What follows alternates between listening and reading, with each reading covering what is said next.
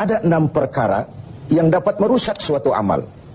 Merusak sholat kita, merusak puasa kita, merusak zakat kita, merusak bahkan haji kita, dan seterusnya. Inilah yang harus kita waspadai. Kita merasa kita sudah melakukan amal begitu banyak, tahu-tahu dirusak oleh hal-hal lain yang ada pada diri kita. Apa 6 perkara yang merusak amal itu? Yang pertama, al-ishtighalu bi'uyubil khalqi. Seseorang yang terlalu sibuk mencari-cari aib, mencari-cari kekurangan orang lain.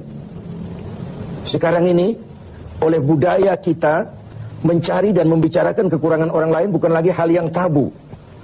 Dikorek, dicari, kemudian berakhir dengan fitnah, dan begitu seterusnya. Dan itu merusak nilai amal yang kita kerjakan. Sibuk dengan mencari aib orang lain, lalu lupa kepada kekurangan dirinya sendiri. Bukankah dalam hadis lain Nabi mengajarkan, Tuba liman syaghalahu aibuhu an uyubin nas. Beruntunglah orang yang kekurangan pada dirinya menyebabkan dia sibuk sehingga tidak sempat lagi mencari-cari kekurangan orang lain. Tapi sebaliknya, celaka benar orang kalau waktunya habis dengan kesibukan mencari aib dan kekurangan orang lain, lalu merupakan aib dan kekurangan yang ada pada dirinya sendiri.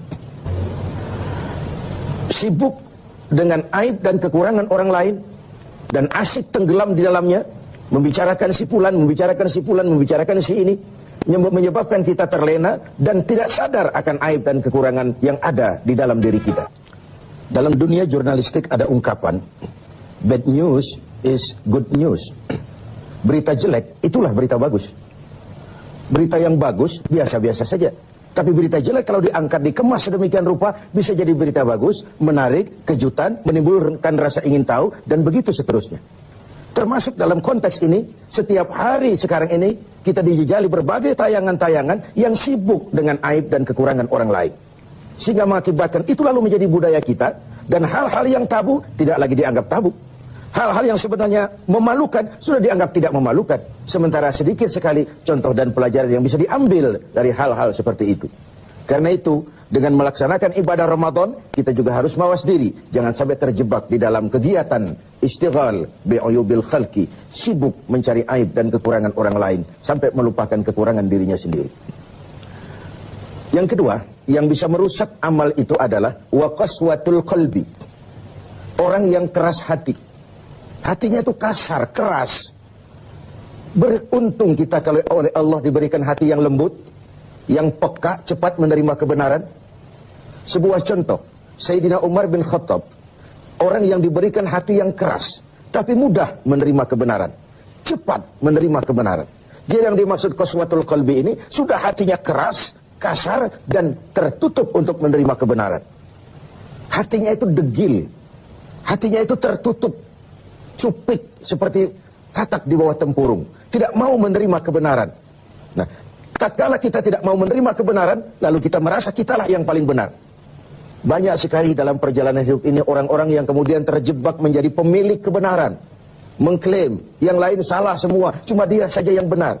Akhirnya juga terjebak pada hati yang keras dan kasar seperti tadi. Hati adalah raja dari kerajaan tubuh manusia, sementara anggota badan kita yang lain cuma prajurit saja.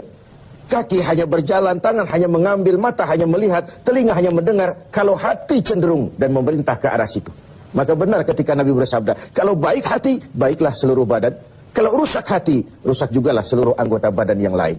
Qaswatul qalbi. Yang ketiga yang merusak amal itu adalah wahubbud dunia.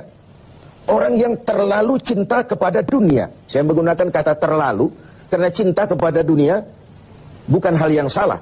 Sepanjang dunia itu kita jadikan sebagai alat untuk mencapai tujuan jangka panjang, yakni akhirat dan ridho Allah. Tapi terlalu sehingga dia berurat dan berakar di hati, dan kita sulit melepaskannya, ini akan bisa merusak amal. Sebab apa? Kalau kegiatan hidup kita sudah dipacu oleh hubbud dunia, cinta dunia yang berlebihan. Cinta dunia itu include cinta pangkat, cinta jabatan, cinta harta, cinta pujian, dan sebagainya. Kalau itu sudah overload, sudah berlebihan dalam hidup kita, kita cenderung melakukan hal-hal yang menghalalkan segala cara. Dan ini akhirnya akan merusak nilai amal yang sudah kita kerjakan. Bukankah ini memang penyakit kita? Hubbud dunia, terlalu cinta kepada dunia. lalu menjilat ke atas, injak ke bawah, sikut kiri, kanan. Masa bodoh teman jadi lawan, lawan jadi teman, asal bisa menggapai target dunia. Akhirat urusan nanti. Yang penting yang sekarang. Padahal yang nanti itu ditentukan oleh yang sekarang ini. Kalau beginilah cara kita mencapai tujuan, kita sudah merusak yang nanti itu juga. Karena itu, cinta kepada dunia secara berlebihan dapat merusak nilai amal kita. Inilah Ramadan, di mana kita menghadapi renungan-renungan bahwa dunia sesuatu yang bersifat sementara. Pernah saya sampaikan pada mimbar kita ini dunia. Ambil apa yang memang perlu, nikmati apa yang memang boleh. Kalau bisa jangan gagal kita di dunia ini. Tapi kalaupun kita gagal di dunia, kita kan masih punya akhirat. Inilah yang menyebabkan cara kita mencapai dunia tidak menghalalkan segala cara, karena kita yakin akan pertanggungan jawab akhirat nanti.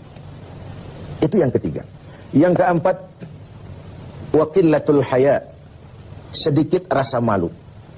Ini kan budaya malu, sekarang ini sudah setipis kulit ari. Tadi saya sampaikan yang tabu sudah dilakukan orang secara biasa. Kita tidak mengerti, misalnya ada perempuan dengan bangga bercerita, anak saya 3 semua tidak ketahuan bapaknya. Dicerita secara terbuka di media, dan dia merasa enjoy dengan itu. Bayangkan kalau ini lalu menjadi diikuti oleh yang lain. Bayangkan kalau ini menjadi sebuah tradisi di tengah masyarakat kita. Hal yang memalukan dan memilukan sudah dianggap sebagai sesuatu yang biasa. Tidak ada yang tabu lagi. Padahal malu bagian daripada iman. Tidak ada rasa malu, kurang syarat untuk mempunyai nilai-nilai keimanan.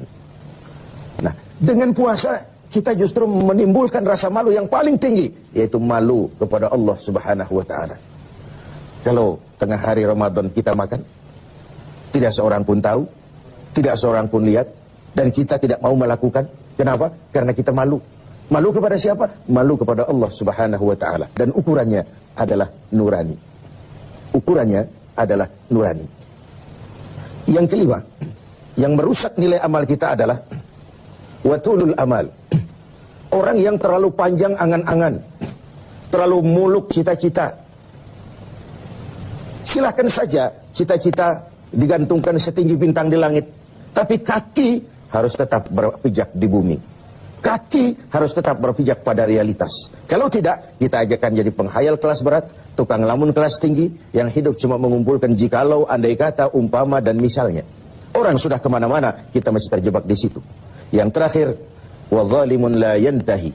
Yang merusak amal adalah perbuatan zalim yang tidak pernah sanggup kita hentikan. Zalim dari kalimat zalama, kegelapan. Kita terlahir putih, bersih, suci.